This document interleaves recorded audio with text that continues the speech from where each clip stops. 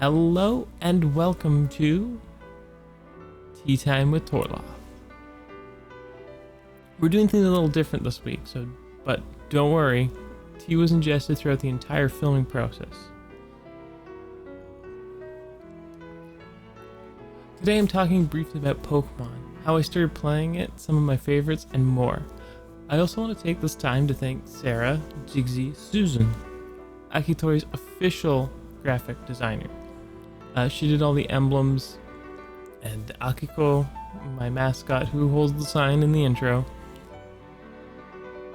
I want to thank her for all her hard work, and also my mother for pushing me towards making these videos.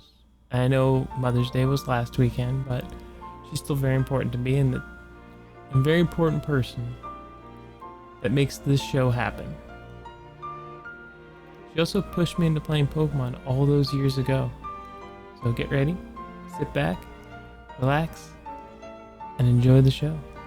1996. I was 11 and somehow dodged all of Pokemania at its peak. I remember seeing the show on TV, but not really watching it.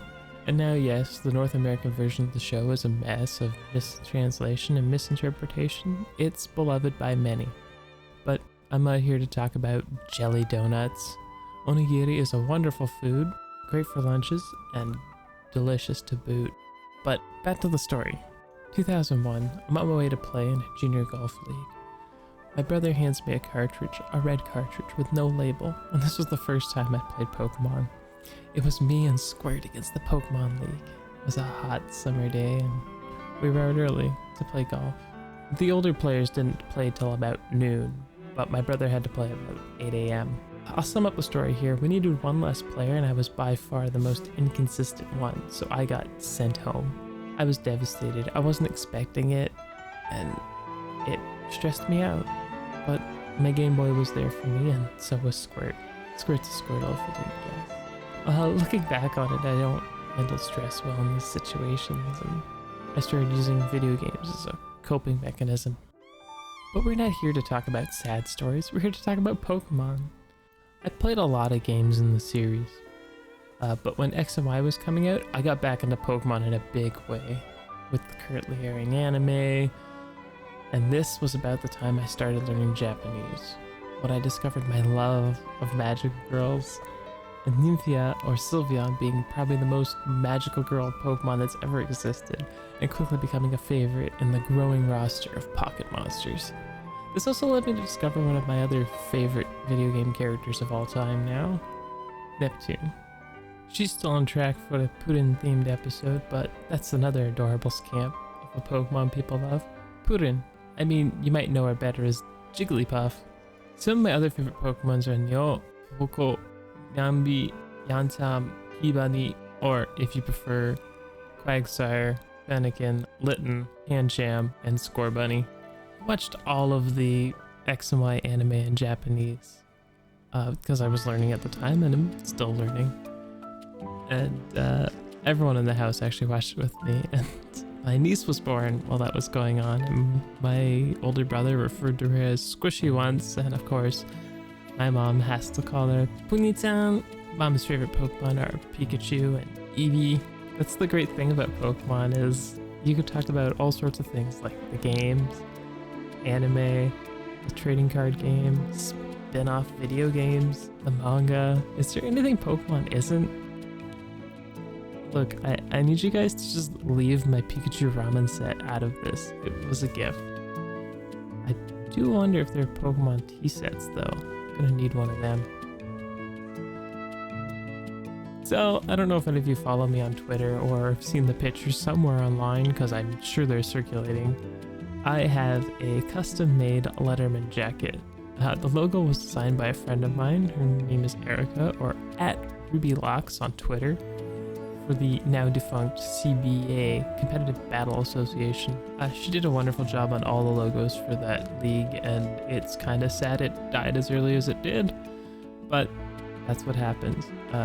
Just to finish up with the jacket quick, it was made by a company called Clotho.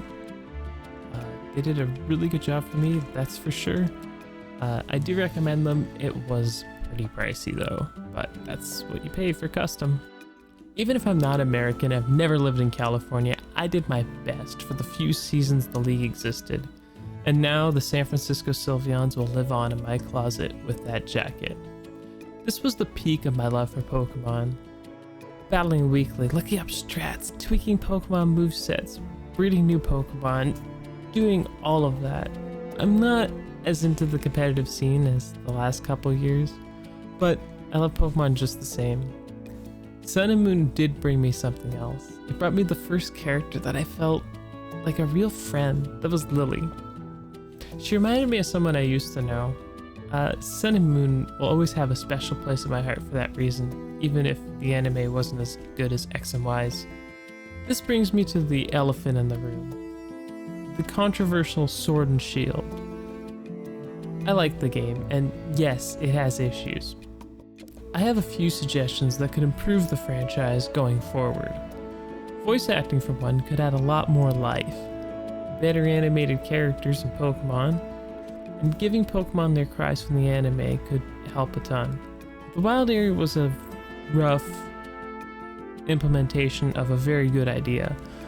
Better hardware or better optimizations to the engine could help with this. I think the other problem is that people had unrealistic expectations for the little Tegra-based console that could. I'm not saying the Switch isn't capable, just not as capable as the other consoles. Unlike other people here on YouTube, I don't think Nintendo's hiding or sitting on a Switch Pro or whatever until Nvidia builds a new, better, faster, more capable Tegra system on a chip. I think one of the bigger factors holding back Pokemon on Switch is file sizes and the relatively small internal storage of the console. Like X and Y with its growing pains into 3D, Sword and Shield has taught the team a lot, I'm sure.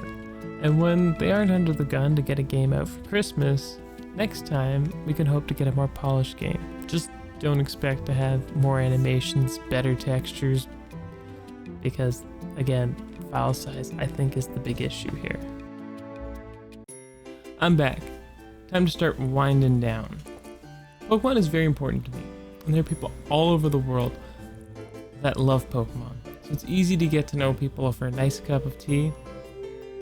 That childlike wonderment as you talk about your favorite Pokemon or just what's going on in your life. So, time to ask, what's your favorite Pokemon? There are so many, I'm sure I'll get some interesting answers. Also, how were you introduced to the series?